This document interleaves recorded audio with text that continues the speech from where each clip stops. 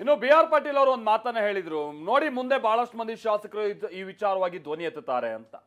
ಅದಾದ ನಂತರದಲ್ಲಿ ರಾಜು ಕಾಗೆ ಅವರು ಹೇಳಿದ್ರು. ಅದಾದ ನಂತರದಲ್ಲಿ ಇನ್ನಿತರ ಶಾಸಕರುಗಳು, ಗೃಹ ಸಚಿವರು ಕೂಡ ನಾನು ತಮಾಷೆಗೆ ಹೇಳಿದೆ ಅನ್ನೋ ರೀತಿಯಾಗಿ ಹೇಳ್ತಾ ಇದ್ರು ಕೂಡ ಅವ್ರು ಆಡಿರುವಂತ ಮಾತು ಈಗ ಬಹಳ ಸುದ್ದಿ ಆಗ್ತಾ ಇರೋದನ್ನ ನಾವು ನೋಡ್ತಾ ಇದ್ವಿ.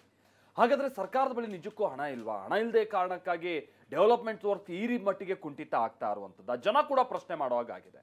ಆ ಕಾರಣಕ್ಕಾಗಿನೇ ಶಾಸಕರ ಮುನಿಸನ್ನ ತಣಿಸುವಂತ ನಿಟ್ಟಿನಲ್ಲಿ ಇದನ್ನೊಂದು ಅಶಿಸ್ತು ಅಂತ ಪರಿಗಣಿಸಿರುವಂತಹ ಹೈಕಮಾಂಡ್ ಇದೀಗ ಎಂಟ್ರಿ ಆಗ್ತಾ ಇದೆ.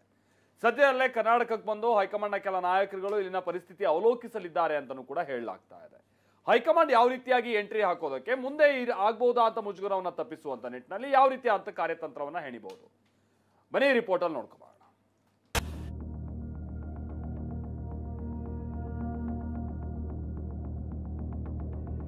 ನನ್ನ ಕ್ಷೇತ್ರಕ್ಕೆ ಬಡವರಿಗೆ ಮನೆಗಳಿಲ್ಲ, 6,000 ಮನೆ ಕೊಡ್ರಿ ಅಂತ ನಾನು ಮಂತ್ರಿಯವರಿಗೆ ರಿಕ್ವೆಸ್ಟ್ ಲೆಟರ್ ಕೊಟ್ಟಿದ್ದೆ. ನಾನು ಇಡೀ ಕ್ಷೇತ್ರಕ್ಕೆ ಬೇಡಿ ಪತ್ರಕ್ಕೆ ಬೆಲೆ ಇಲ್ಲ. ಆ ಗ್ರಾಮ ಪಂಚಾಯತಿ ಚೇರ್ಮನ್ ಮುಖಾಂತರ ಓದೋದಕ್ಕೆ ಬೆಲೆ ಬಂದಿದೆ ಅಂದ್ರೆ ನಾವು ಸ್ಟ್ರಾಂಗ್ ಯಾರು? ನಾನು ಬ್ಯಾಟಲ್ ಫೀಲ್ಡ್ಲಿಂದ ವಾಪಸ್ ಹೋಗಿಲ್ಲ.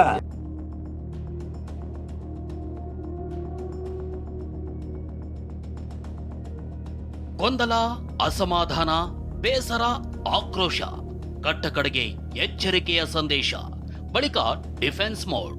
ಸದ್ಯ ಕಾಂಗ್ರೆಸ್ನ ದಿನಚರಿ ಇದೇ ಅನ್ನುವಂತಾಗಿದೆ. ಸುಗಮವಾಗಿ ನಡ್ಕೊಂಡು ಹೋಗ್ತಿದ್ದ ಕಾಂಗ್ರೆಸ್ ಪಾಳೆಯ ಗೊಂದಲದ ಗೂಡಾಗಿದೆ.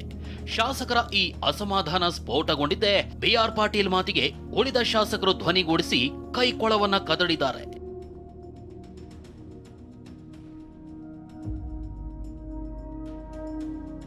ವಸತಿ ಇಲಾಖೆಯಲ್ಲಿ ಭ್ರಷ್ಟಾಚಾರ ನಡೆದಿದೆ ಅಂದಿದ್ದ ಬಿ.ಆರ್. ಪಾಟೀಲ್ ಮಾತಿಗೆ ಕೈ ಶಾಸಕರು ಒಂದೊಂದು ಹೇಳಿಕೆ ಕೊಡತೊಡಗಿದ್ರು. ಬಿ.ಆರ್. ಪಾಟೀಲ್ ಹೇಳಿಕೆ ಬಳಿಕ ಮತ್ತೆ ಅಲರ್ಟ್ ಆಗಿದ್ದ ಕೈ ಹೈಕಮಾಂಡ್ ಶಾಸಕರಿಗೆ ಪ್ರತ್ಯೇಕವಾಗಿ ಸಂದೇಶ ರವಾನಿಸಿದೆ. ಅನಗತ್ಯ ಹೇಳಿಕೆ ಕೊಡದಂತೆ ತಾಕೀತು ಮಾಡಿದೆ. ಹೈಕಮಾಂಡ್ ಎಚ್ಚರಿಕೆ ಬಳಿಕ ಗೊಂದಲದಿಂದ ಕೆಲ ಶಾಸಕರು ಅಂತರ ಕಾಯ್ದುಕೊಳ್ತಿದ್ದಾರೆ.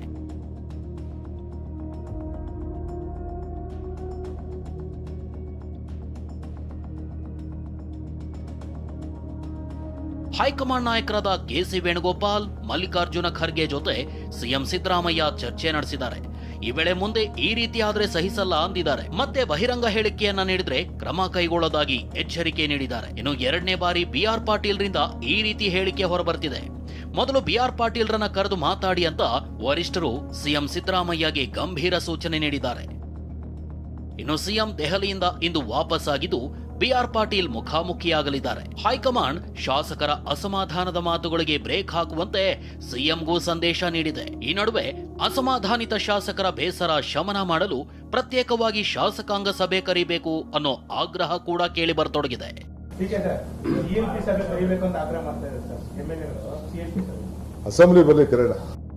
ಇನ್ನು ಬಿ.ಆರ್. ಪಾಟೀಲ್ ಆರೋಪವನ್ನ ಬೇರೆ ರೀತಿ ಅರ್ಥೈಸಬಾರದು ಅಂತ ಸಚಿವ ಶರಣ ಪ್ರಕಾಶ್ ಪಾಟೀಲ್ ಹೇಳಿದ್ದಾರೆ. ಮತ್ತೊಂದು ಕಡೆ ಶಾಸಕ ಗಣಿಗ ರವಿ ಏನೇ ಇದ್ರೂ ಸಿಎಂ ಡಿಸಿಎಂ ಮುಂದೆ ಚರ್ಚಿಸಲಿ ಅಂತ ಸಲಹೆ ಕೊಟ್ಟಿದ್ದಾರೆ. ಎಲ್ಲ ಕಡೆ ಪಾರ್ಟಿಯಲ್ಲಿ ಇವತ್ತು ಫ್ರೀಡಮ್ ಇದೆ. ಶಾಸಕರಿಗೆ ನೋಡಿ ಅವ್ರದ್ದೇ ಆಗಿರ್ತಕ್ಕಂಥ ಒಂದು ಸಮಸ್ಯೆಗಳಿರುತ್ತೆ, ಅವ್ರ ಮತಕ್ಷೇತ್ರದ ಬೇರೆ ಬೇರೆ ರೀತಿ ಸಮಸ್ಯೆ ಇರುತ್ತೆ, ಹೇಳ್ತಾರೆ.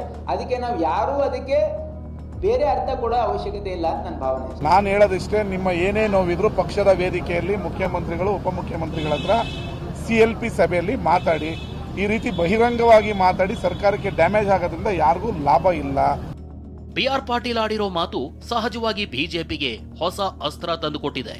ಬಿ.ಆರ್. ಪಾಟೀಲ್ 3ನೇ ಸಲ ಆರೋಪ ಮಾಡ್ತಿದ್ದಾರೆ. ಕ್ಯಾಬಿನೆಟ್ ಕೊಟ್ಟು ಸುಮ್ಮನೆ ಮಾಡ್ತಾರಾ ನೋಡೋಣ ಅಂತ ವ್ಯಂಗ್ಯವಾಡಿದ್ದಾರೆ.